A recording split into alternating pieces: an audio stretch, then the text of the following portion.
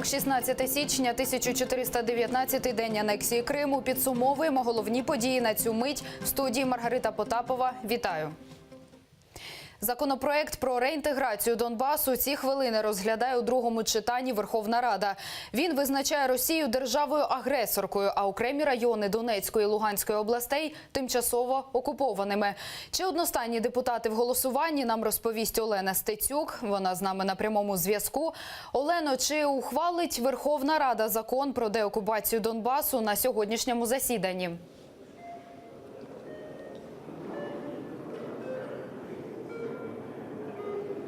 Вітаю, колего. У ці хвилини депутати якраз розглядають правки до законопроекту про так звану деокупацію та реінтеграцію окупованих територій. Зазначу, що більшість правок, які рекомендував профільний комітет, депутати відхилили.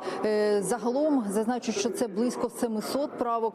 Що стосується самого цього законопроекту, то основні його тези – це Росія – агресор, а частина Донбасу та Крим – це окуповані території. У блоці Петра Порошенка, а також Народному фронті зауважують, що цей законопроект має посилити позиції України у міжнародних судах, оскільки серед основних пунктів зазначається, що Росія якраз є відповідальна за все, що відбувається на окупованих територіях. Зауважу, що станом на зараз більшість фракцій взагалі готові підтримати цей законопроект, але оскільки зараз розглядаються якраз всі поправки, то ситуація може змінитися. Однозначно не голосують за це ОПОБЛОК, а також вагається фракція «Самопоміч». Позиції обох сторін пропоную послухати у прямій мові. Про що цей законопроект? По-перше, він законодавчо визначає Російську Федерацію країною-агресором, країною-окупантом. Він законодавчо визначає, які території є окупованими. Він надає відповідні повноваження силовим відомствам реалізовувати всі заходи, необхідні для того, щоб ці території були деокуповані, звільнені від Російської Федерації. У цьому законопроекті так і немає окупованих територій, а є територія, яку визначать, на якій буде знаходитися хто? Армія окупанта. Це обдурення українських людей.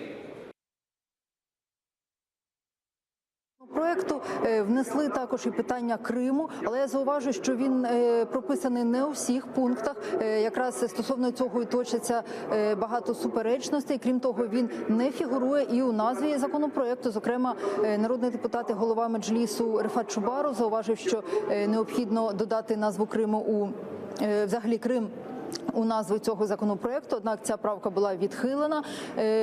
Але наприклад, Народному фронті говорять, що питання Криму взагалі стосується цього законопроекту. І, власне, у планах також є деокупація Криму. Пропоную послухати детальніше у прямій мові. Крим у нас був анексований Росією-агресором, і ця територія є окупована. Міжнародні суди, якими ми зараз мають наші юристи позиватися до суду, і щодо відшкодування збитків і так далі, вони якраз і будуть посилатися в тому числі на цей законопроект, який підтверджує, що Україна визнала, що Росія – агресор.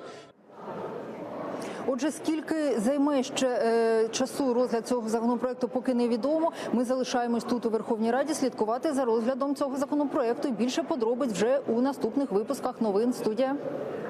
Дякую. З нами на зв'язку була Олена Стецюк. Вона розповіла про перебіг голосування за законопроект про реінтеграцію Донбасу. Заклики ухвалити закон про реінтеграцію Донбасу лунають і під стінами Верховної Ради. Там близько 200 людей зібралися на акцію «Стоп-реванш». Вони вимагають від депутатів і президента реальних кроків щодо деокупації Донбасу, а також негайного запровадження санкцій проти проросійських олігархів. Цю акцію підтримали близько десятка громадських рухів. Попри всю недосконалість цього закону, врешті-решт, ворог називається ворогом, агресор – агресором, а території, які зараз контролюються колабораційними урядами, визнаються окупованими. На нашу думку, час цих рішень давно вже настав. Це один з найбільш комплексних документів. Пізніше можна його буде доповнити і так далі, але на сьогоднішній день нам потрібно визнати Росію агресором. Нам потрібно вже відверто сказати, що ці території, деякі Луганської, Донецької областей і Крим, вони є окупованими. І вже під стінами парламенту сталися сутички, мітингарі підпалили шини і почубилися з правоохоронцями.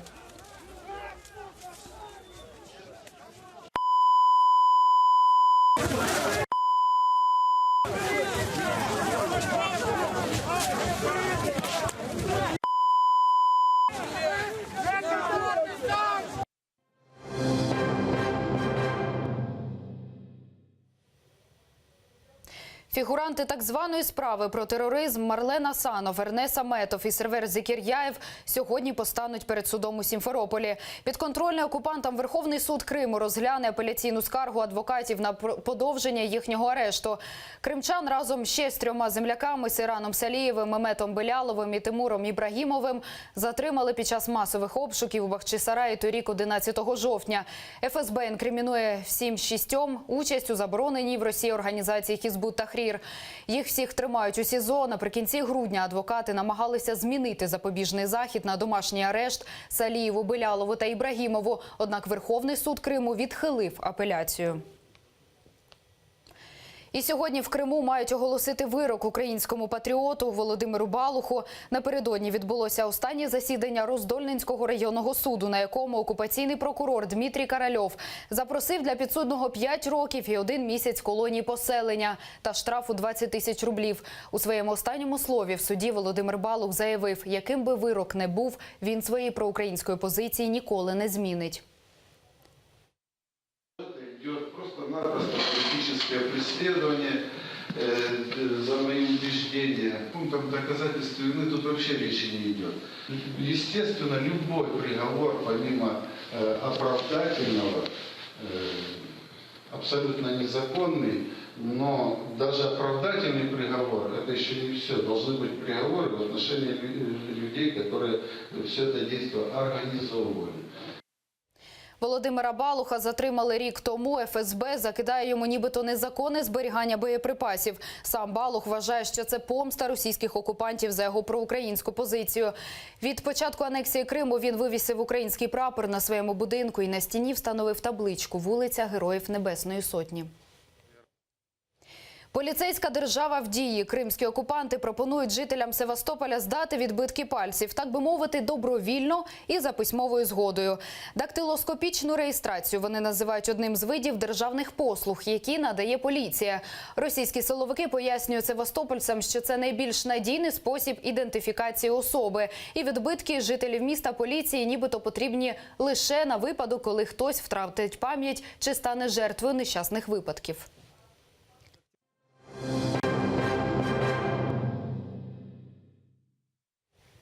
Литва оприлюднила санкційний список росіян, яким заборонила в'їзд до своєї країни. Це так званий закон Магнітського. Під санкції у Литві потрапили 50 тих росіян, яким закидають порушення прав людини. Серед інших у списку значаться лідер Чечні Рамзан Кадиров і глава слідчого комітету Олег Логунов. Саме він вів справу Сергія Магнітського, убитого в російській в'язниці, через те, що розкрив фінансові махінації посадовців на майже $300 мільйонів. Прихильники Магнітського звинувачують у його смерті Кремль. Аналогічні закони Магнітського свого часу ухвалили у США, Канаді та Естонії. Данія хоче збільшити фінансування оборони від Росії. Про це заявив прем'єр-міністр Данії Ларс Расмусен. У 2016 році Росія перевезла до Калінінграда ракетні комплекси «Іскандер-М», здатні нести ядерний заряд, і розмістила на узбережжі Балтійського моря свою систему протиповітряної оборони С-400. Торік у квітні Данія заявила, що росіяни зламали комп'ютерну мережу її Міністерства оборони і отримали доступ до електронних листів співробітників. Нині уряд Данії збирається переконати парламент ухвалити 20% зростання оборонного бюджету на 5-річний період. З огляду на російську агресію, те, що відбулося в Криму, я думаю, ми просто повинні бути реалістами і більше інвестувати в нашу безпеку. Поведінка Росії створила непередбачувану, нестабільну обстановку в області безпеки в регіоні Балтійського моря. Окупанти під час так званої реставрації Ханського палацу Бахчисараї пошкодили могилу Ферах Султана Ханим. Про це в ефірі нашого телеканалу заявив колишній голова комітету Автономної Республіки Крим у справах міжнаціональних відносин і депортованих громадян Едем Дудаков. За його словами, на північній боковій плиті могили юної принцеси утворилася тріщина. Окрім того, зіпсована й фреска, що увінчує могилу. Едем Дудаков псевдоремонтні роботи в Ханському палаці називає вандалізмом. І нищать російські вандали не просто пам'ятник архітектури, а кримсько-татарську культурну спадщину. Людина, якій вдалося потрапити на ханський цвинтар, не змогла зробити фото, але на могилу Фераха Султан Ханим падало каміння. Утворилася тріщина. Можете подивитися на малюнку, ось така тріщина пішла по центру. Це пов'язано з тим, що роботи проводять непрофесіонали. Енциклопедію репресій в Криму передадуть в українські бібліотеки та державні інститути. Про це повідомили в організації «Кримсос». Це дослідження правозахисників, а точніше звіт про порушення прав людини на окупованому півострові з лютого 2014 до листопада 2017 року. Тортури, жорстоке поводження, насильницькі зникнення і вбивства, політично мотивовані кримінальні та адміністративні справи. Таких злочинів окупантів проти кримчан автори документу назбирали аж на 350 сторінок. І це лише перша частина енциклопедії репресій в Криму. Другу готують до друку також цього року. Это 15 случаев смертей, 44 случая похищения, из них 16 человек до сих пор не найдены, 149 случаев пыток и негуманного обращения, 96 случаев уголовных дел, политически мотивированных, и 167 случаев политически мотивированного административного преследования.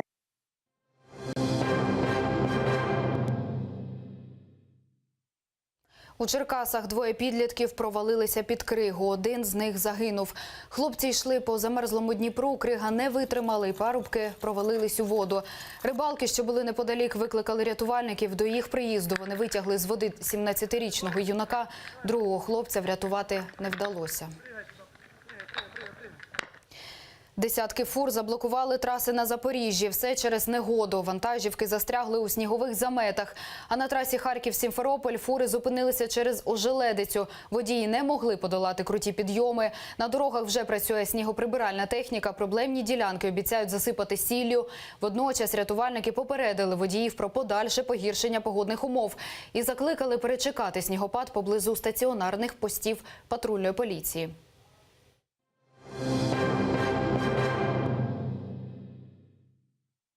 Озброєні бойовики напали на єдиний чинний міжнародний аеропорт у лівійській столиці Тріполі. Щонайменше 20 людей загинули, ще близько 60 поранені. На певний час довелося відкласти всі рейси, персонал литовища і пасажирів евакуювали. Кількох нападників заарештували, спецслужби взяли ситуацію під контроль. Там вважають, що напад на аеропорт був спрямований на організацію втечі з найближчих тюрем терористів Ісламської держави. Напередодні МЗС України звернулися із закликом до українців не їхати до Лівії, Сирії, Ємену, Сомалі та Росії, назвавши ці країни небезпечними. 2 людини загинуло в Бельгії внаслідок вибуху житлового будинку. Ще 14 постраждали в місті Антверпен. 1 людина вкрай важкому стані. Тіла загиблих знайшли під завалами. Причина вибуху наразі достеменно невідома. Проте в поліції не пов'язують його з тероризмом. Припускають, що міг статися витік газу. Вибуховою хвилею пошкодило і 3 сусідніх будівлі. На місці ще працюють рятувальники. Пообідали на всі гроші. У Казахстані миші залізли до банкомату і з'їли всю готівку.